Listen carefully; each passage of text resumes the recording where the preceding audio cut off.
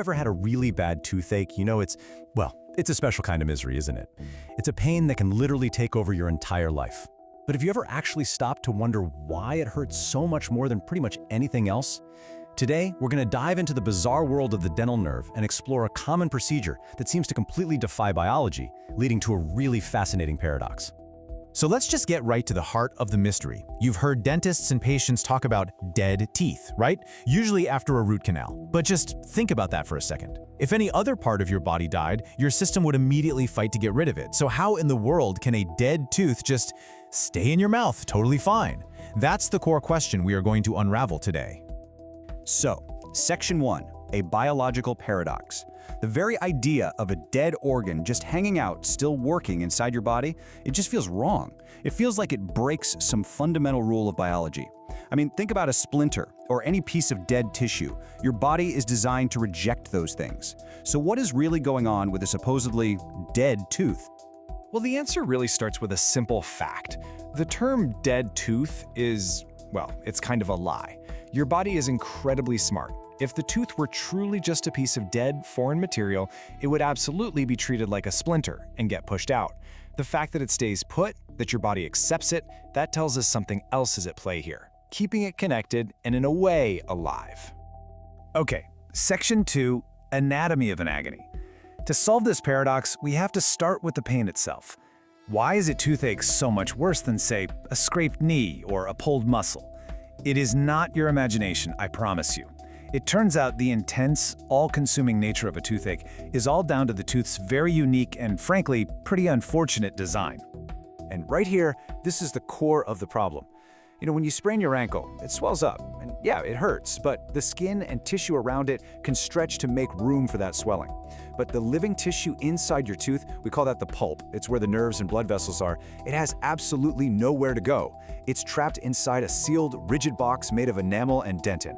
Dentists have a name for this. They call it a low-compliance environment.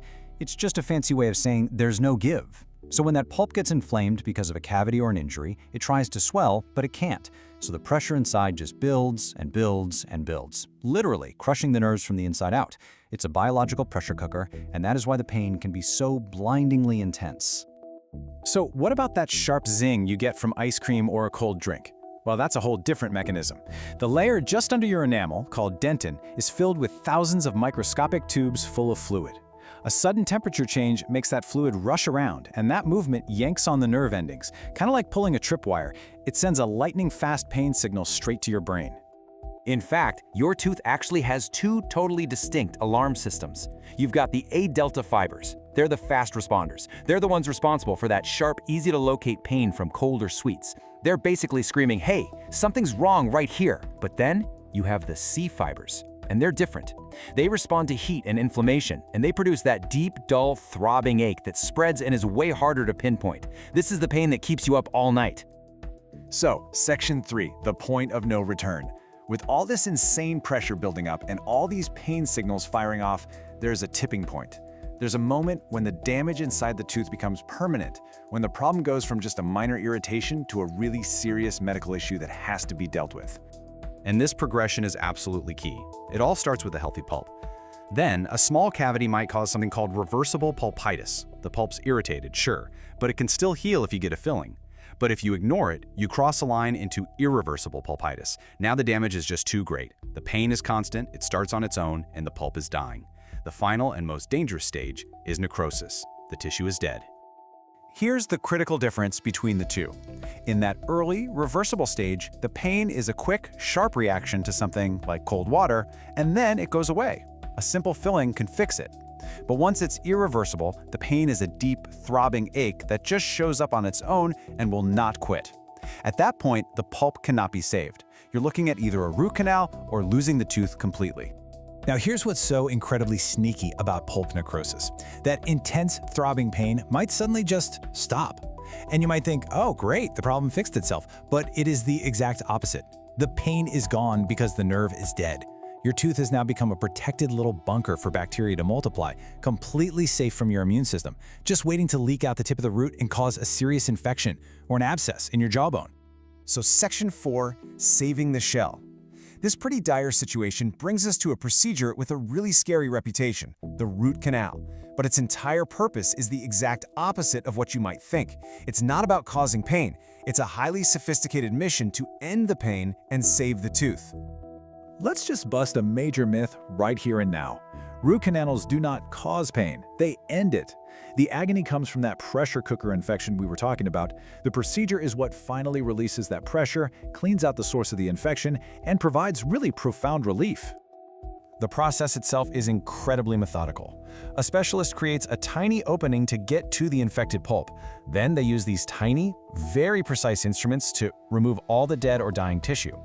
The now empty space inside the tooth is thoroughly cleaned and disinfected, then it's filled and sealed with a sterile, rubbery material. And the final step is to place a crown on top to protect the whole tooth for the long haul. And the benefits of doing this are huge. I mean, the infection is gone, you save your natural tooth, which helps maintain your jaw structure, and it's usually more affordable than pulling the tooth and getting an implant.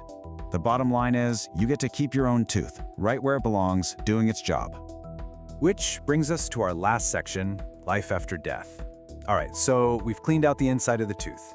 The internal nerve and blood supply are gone. So now we can finally go back and answer the question we started with. How on earth does this supposedly dead tooth get to stay? We're back to our central question. We've removed the pulp, the entire internal life support system of the tooth. So, is it dead now? The answer is a surprising and actually kind of elegant no. And the hero of our story, the reason why, is this incredible structure called the periodontal ligament, or PDL. This is a living, vital web of tissue that surrounds the outside of the tooth's root, connecting it to your jawbone. It has its own completely separate supply of nerves and blood vessels, totally independent from the pulp that we removed. The PDL is what keeps the tooth alive from the outside. It anchors it, it feeds the root surface, and it acts as a tiny shock absorber. But most importantly, it gives you something called proprioception. That's that subtle sense that lets you bite into a crunchy apple without shattering your teeth. It's how you feel pressure, and it's exactly why you can still feel a root-canaled tooth when you chew. So, here it is. This is the solution to our paradox. A root canal removes the internal life of the tooth. That's why you can't feel hot or cold anymore. But the external life, thanks to that amazing ligament, is still going strong. It feels pressure, it gets nutrients, and that is why your body doesn't reject it. It's not dead, it's just different. There is one critical change though.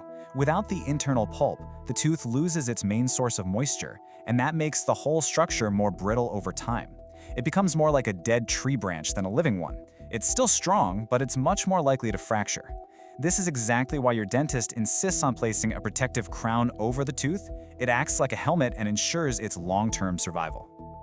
So today, we've pretty much perfected the art of saving the tooth's physical structure. But that raises a really fascinating question for the future, doesn't it? With all these incredible advances in stem cells and tissue engineering, could we one day move beyond just removing the dead nerve and maybe, just maybe, actually learn how to grow a new one back in its place?